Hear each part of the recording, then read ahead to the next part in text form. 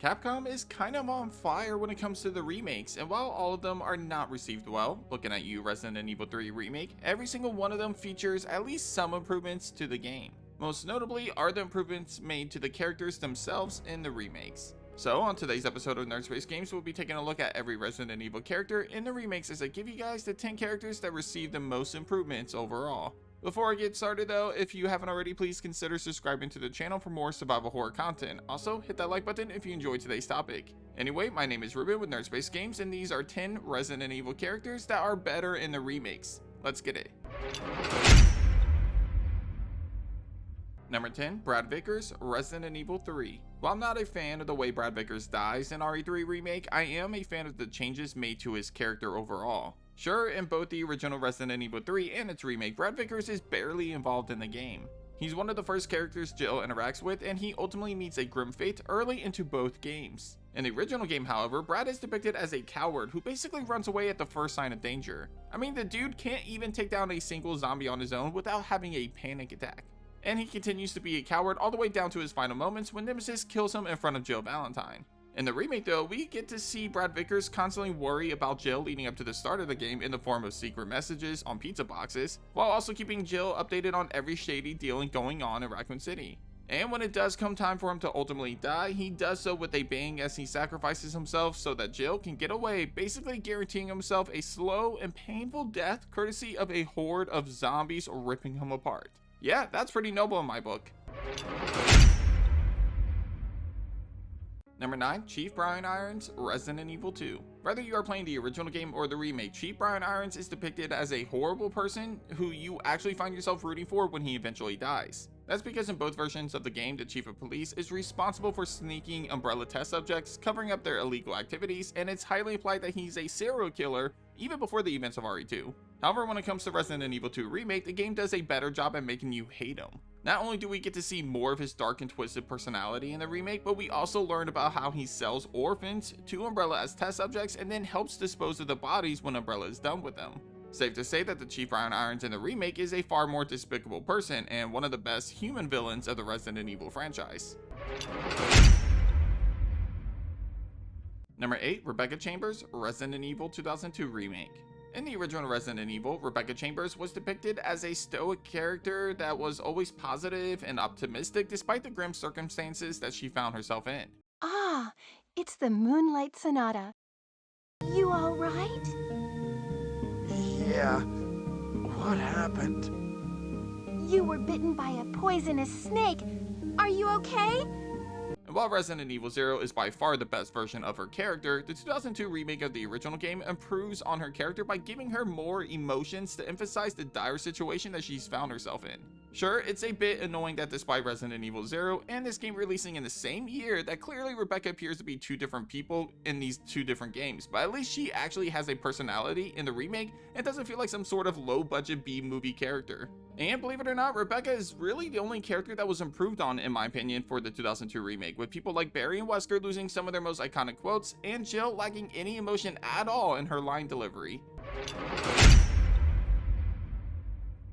Number 7, Louis Sera, Resident Evil 4. While the original Louis Sera was charming, funny, and a fan favorite in his own right, the remake of Resident Evil 4 still found creative ways to improve on his character. While you still get the ladies' man complete with his iconic accent, you also get a little more depth to his character and backstory. In the remake, we learn more about his connection to the village and that he grew up there with his grandpa, who was later killed by Mendez as ordered by the chief at the time. We also learned that Louis eventually joined Umbrella, in which he was on the same European team that developed the Nemesis program, and how he ultimately regrets what he did for Umbrella. This provides a better understanding as to why Louis feels obligated to help both Leon and Ashley, and it's why he eventually dies trying to help them. Not to mention that the remake of Resident Evil 4 allows you to spend more time with Louis courtesy of playable sections like the mines, in which the original game had Louis killed off prior to these moments. And don't even get me started with the additional time that we get to spend with him in the Separate Ways DLC as well.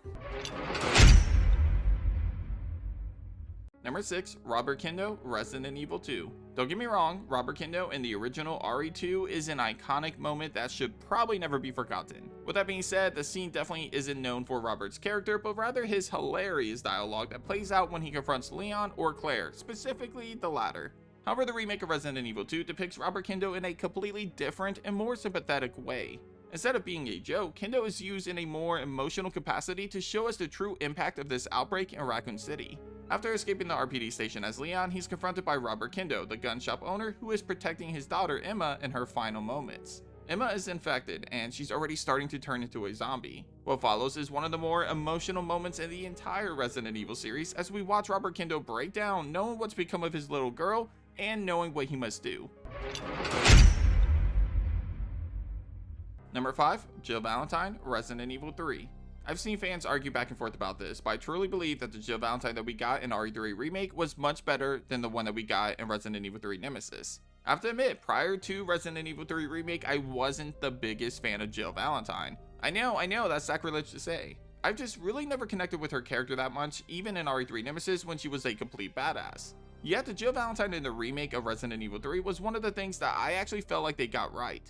At least for me, Jill had more of a personality in this game compared to her other appearances. She was more of a badass in which she went through hell, but she kept getting back up. And her witty comments with other characters of the game, most notably with Carlos, helped make her a more likable character in my opinion. I know not everybody agrees with this opinion, and I totally respect that, but for me, Jill Valentine in Resident Evil 3 Remake is the best version of her character throughout the entire Resident Evil franchise. Number 4. Marvin Branagh, Resident Evil 2.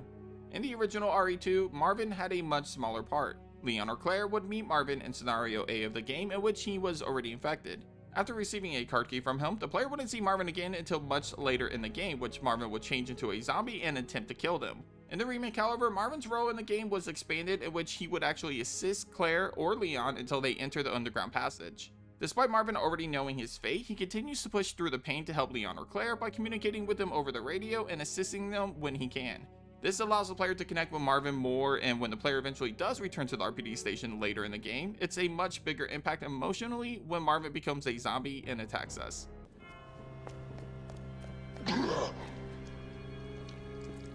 Oh God, no.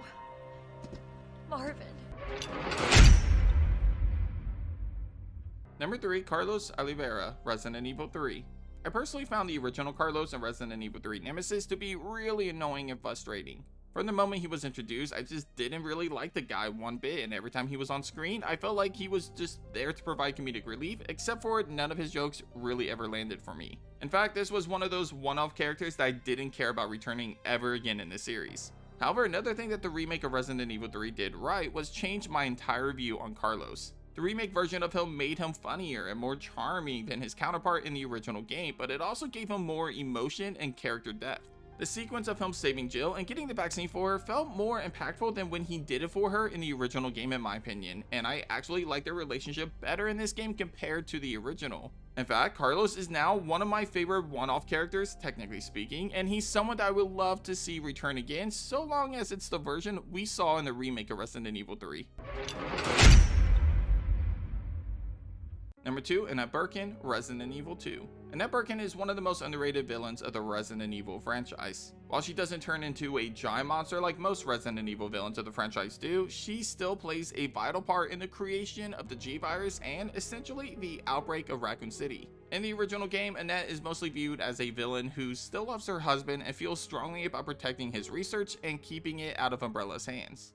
And while this does make her a good villain, it's the remake that really builds up her character and makes us somewhat feel bad for her despite the horrible things that she has done.